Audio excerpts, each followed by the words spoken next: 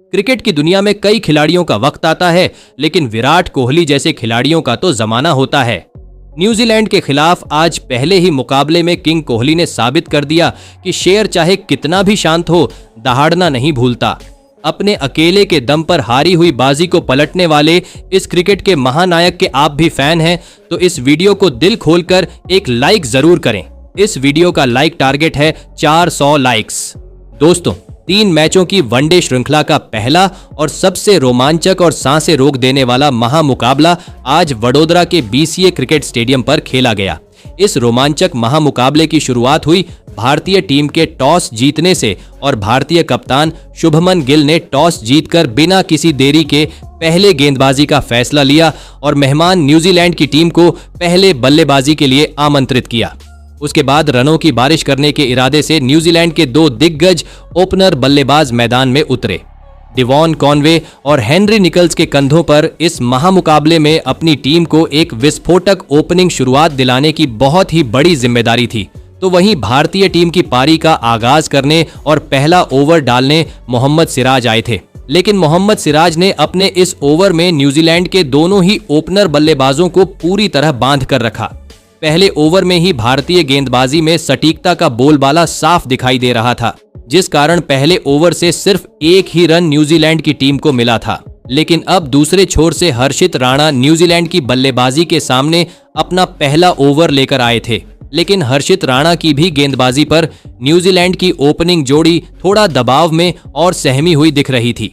भारतीय टीम के ये दोनों ही गेंदबाज शुरुआत से ही घातक और आग उगलती गेंदबाजी करते हुए नजर आ रहे थे, लेकिन जब पारी का तीसरा ओवर लेकर मोहम्मद सिराज फिर एक बार गेंदबाजी पर आए, तब इस ओवर की अंतिम गेंद पर न्यूजीलैंड की पारी को उनका पहला चौका मिला, जो हेनरी निकल्स के बल्ले से देखने को मिला। तो वहीं डिवॉन कॉनवे भी कहां पीछे रहने वाले थे और उसके अगले ओवर में गेंदबाजी पर आए हर्षित राणा के खिलाफ डिवॉन कॉनवे ने सीधे सामने एक बेहद खूबसूरत चौका लगाकर भारतीय टीम को दबाव में डालना चाहा। तो वहीं मोहम्मद सिराज के पारी के 5वें ओवर में भी दूसरी ही गेंद पर डिवॉन कॉनवे ने एक लाजवाब ड्राइव खेला और भारतीय फील्डिंग को चीरकर गेंद बाउंड्री लाइन के पार पहुंच गई। न्यूजीलैंड की यह ओपनिंग जोड़ी अब धीरे धीरे अपनी असली लय और रंग में वापसी करती हुई नजर आ रही थी। कप्तान शुभमन गिल अब मुसीबत और दिक्कत में नजर आ रहे थे, लेकिन पारी के 6वें ओवर में गेंदबाजी पर आए हर्षित राणा ने हेनरी निकल्स को आउट करने का एक सुनहरा और बढ़िया मौका बनाया था।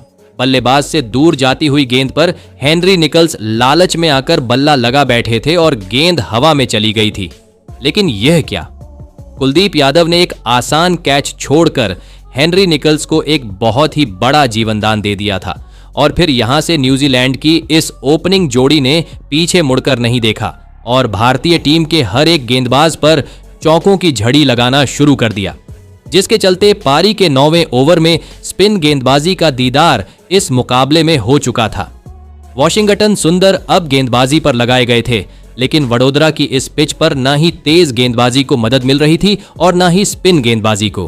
पारी के 10वें ओवर में तो गेंदबाजी पर लगाए गए प्रसिद्ध कृष्णा के खिलाफ न्यूजीलैंड के इन दोनों ही ओपनर बल्लेबाजों ने 2 गजब के करारे चौके लगा दिए थे। देखते ही देखते न्यूजीलैंड की इस ओपनिंग जोड़ी ने अर्धशतकीय साझेदारी का आंकड़ा भी पार कर लिया था।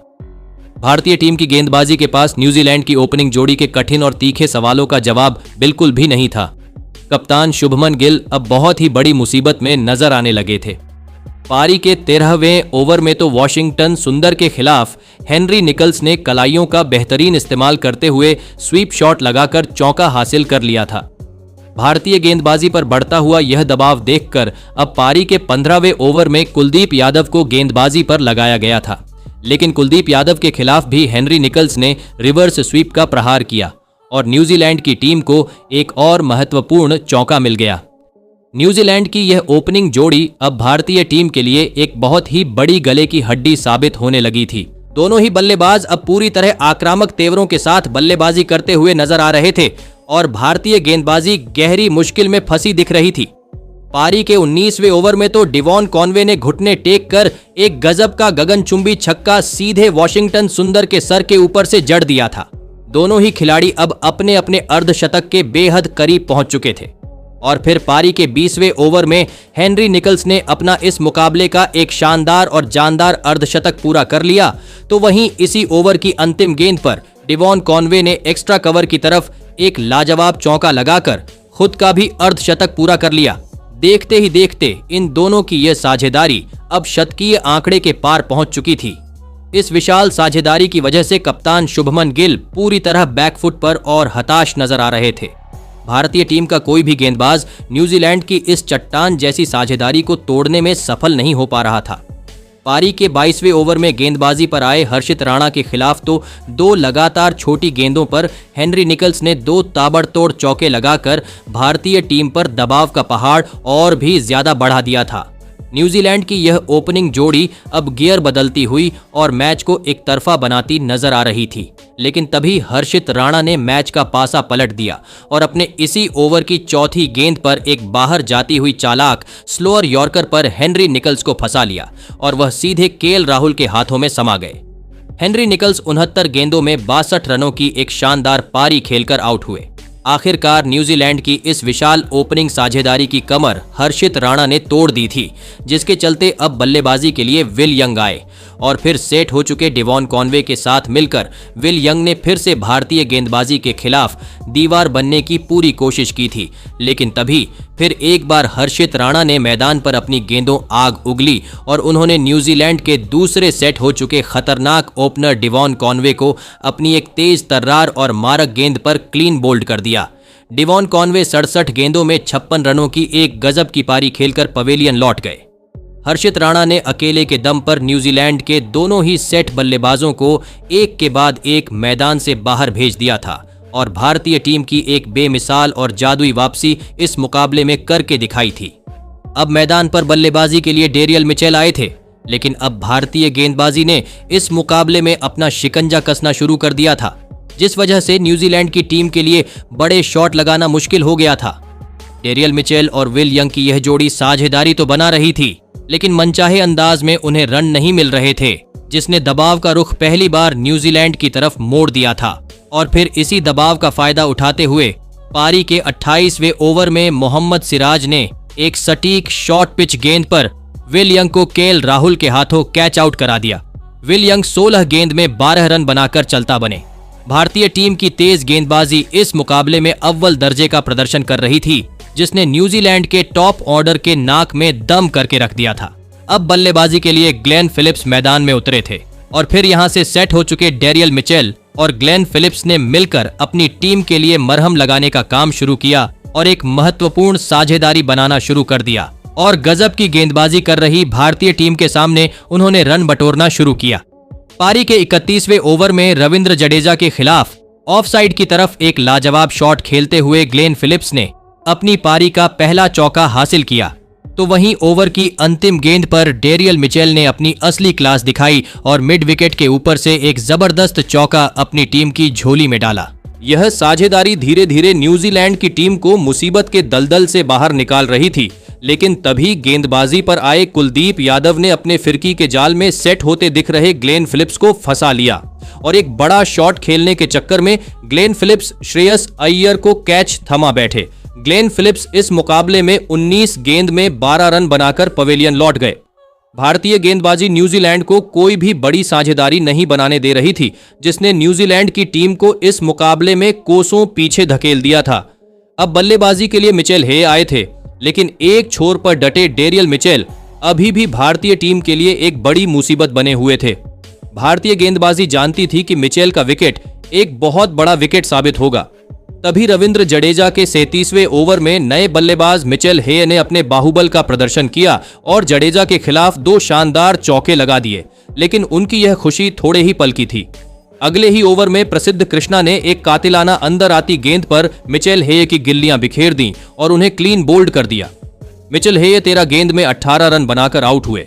देखते ही देखते भारत ने न्यूजीलैंड की आधी टीम को ढेर कर दिया था और कीवी टीम भंवर में फंसती नजर आ रही थी। मैदान पर अब कप्तान माइकल ब्रेसवेल उतरे, लेकिन 41वें ओवर में डेरियल मिचेल ने अपनी ताकत दिखाते हुए कुलदीप को एक गगनचुंबी छक्का लगाया और इसी ओवर में अपना जुझारू अर्धशतक भी पूरा किया। डेरियल मिचेल की यह बल्लेबाजी अब भारतीय गेंदबाजों को चुभने लगी थी। वहीं कप्तान ब्रेसवेल ने भी सीधे गेंदबाज के सिर के ऊपर से एक करारा चौका इसी बीच लगा था, लेकिन ओवर की अंतिम गेंद पर पासा पलट गया। एक गलत रन लेने के चक्कर में श्रेयस अय्यर के सटीक थ्रो ने कप्तान माइकल ब्रेसवेल को रन आउट कर दिया। कप्तान माइकल ब्रेसवेल 16 रन बनाकर चलता बने और एक और साझेदारी दम तोड़ गई। अब बल्लेबाजी के लिए जैकरी फॉक्स आए थे, लेकिन उन्हें तो मोहम्मद सिराज ने आते ही दिन में तारे दिखा दिए और क्लीन बोल्ड कर दिया। जैकरी फॉक्स महज 1 रन बनाकर आउट हुए। न्यूजीलैंड के पास अब सिर्फ 3 विकेट बचे थे।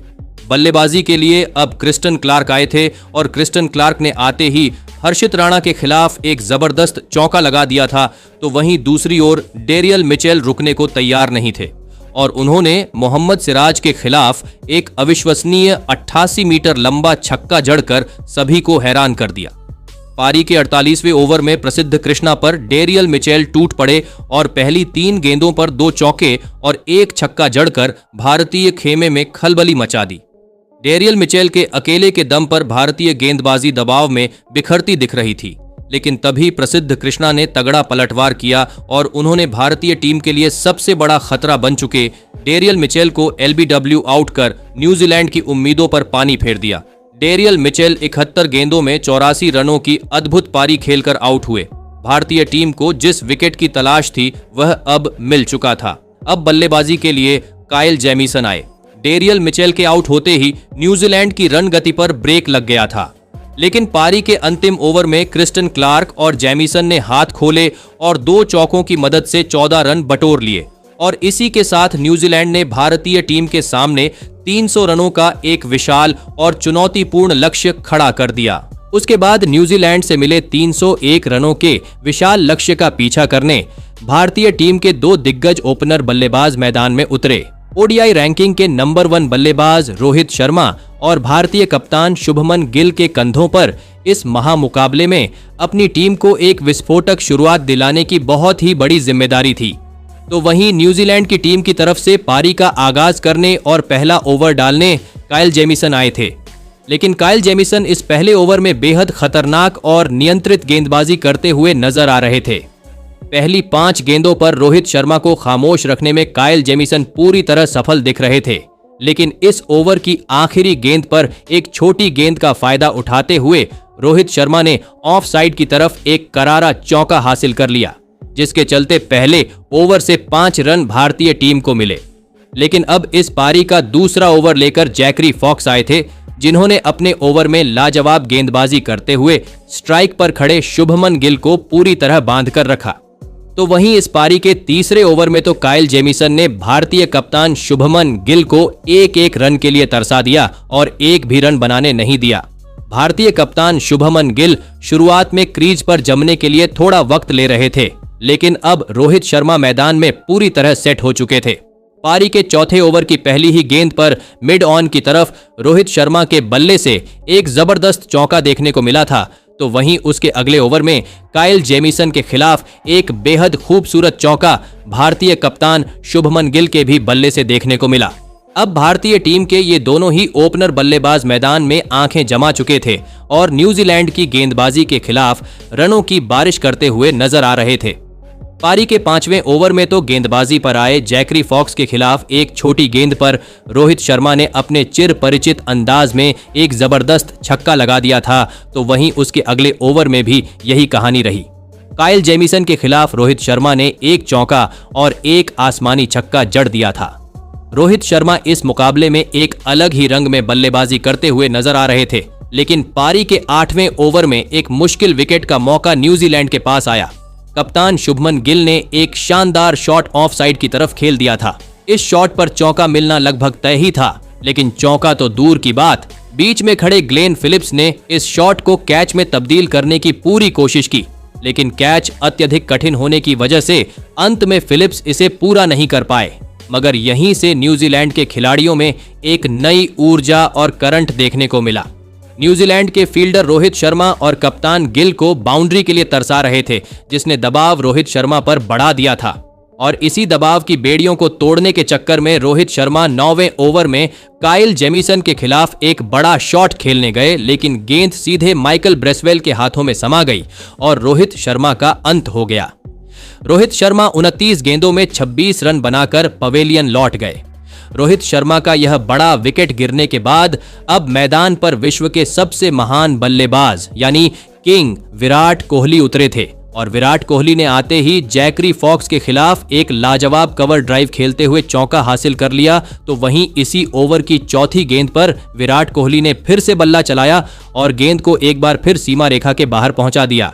पारी की शुरुआत में ही 2 क्लासिक चौके विराट कोहली के बल्ले से देखने को मिले थे, तो वहीं पारी के 12वें ओवर में क्रिस्टन क्लार्क के खिलाफ भी विराट कोहली ने 2 जबरदस्त चौके लगा दिए थे।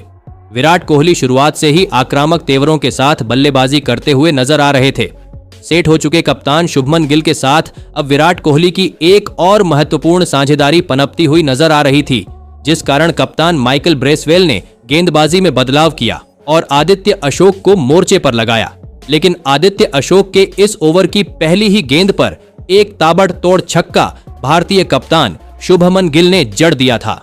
तो वहीं इसी ओवर की तीसरी और 5वीं गेंद पर विराट कोहली ने 2 लाजवाब चौके लगाते हुए अपने अंतरराष्ट्रीय करियर के 28,000 रन पूरे कर ली।